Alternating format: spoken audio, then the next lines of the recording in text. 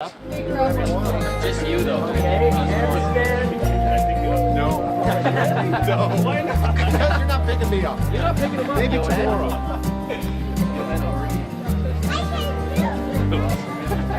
So we're doing this tomorrow, this job. Are we? What do we do right now? Well, don't we need 9,000 feet? Minimum.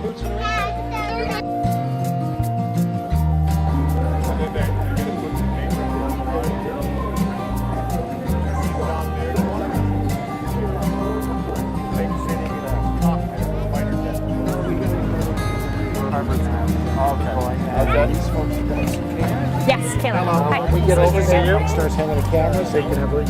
Okay, absolutely. Yeah, Is that okay? And do we have time to stop on the way or no? Let's go. Get over there.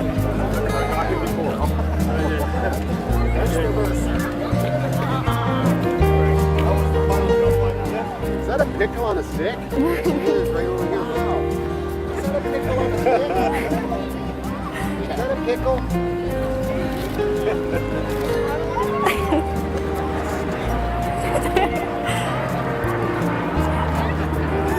That's an airplane.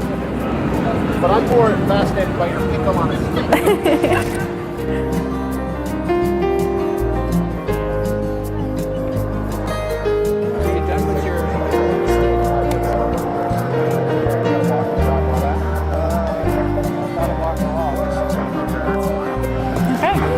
Kayla again. Nice to meet you. Nice to see you again. What's your first name again? Kayla. Hi, Kayla. First of all, I'm interested to know how you got your start in journalism. Well, it's very flattering of you to call me a journalist. I don't really consider myself a journalist, although I guess I've done some journalism work. But I started out in comedy, and so I had a comedy troupe. And the comedy troupe was like most comedy troupes. We would do sketches and this and that. And then in every comedy show we did, I used to like doing stuff that was about the week's events, about politics. And then that's kind of what I started getting more of a thrill out of than just standard comedy sketches. And so from that, I started working in the theater doing one-man shows that were all political. You know, my first one-man show was entirely about the Meech Lake Accord, which was probably before you were born. But yeah, I don't know why anyone would make an entire one-man show about the Meech Lake Accord, but I did. And then I just kept going, and eventually I was part of the team that created 22 Minutes.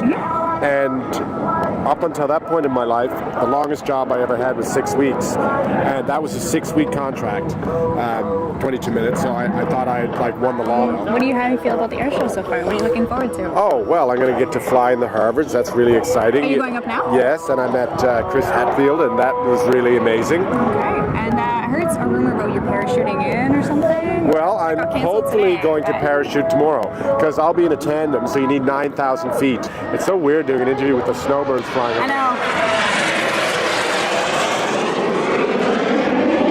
So cool. Yeah, you need 9,000 feet, and we didn't have 9,000 feet today because of the weather, but tomorrow, fingers crossed, I'll be jumping. Okay. Did you say Rick Mercer's flying it? Good God. And he's right over us. So give him a shout out right now.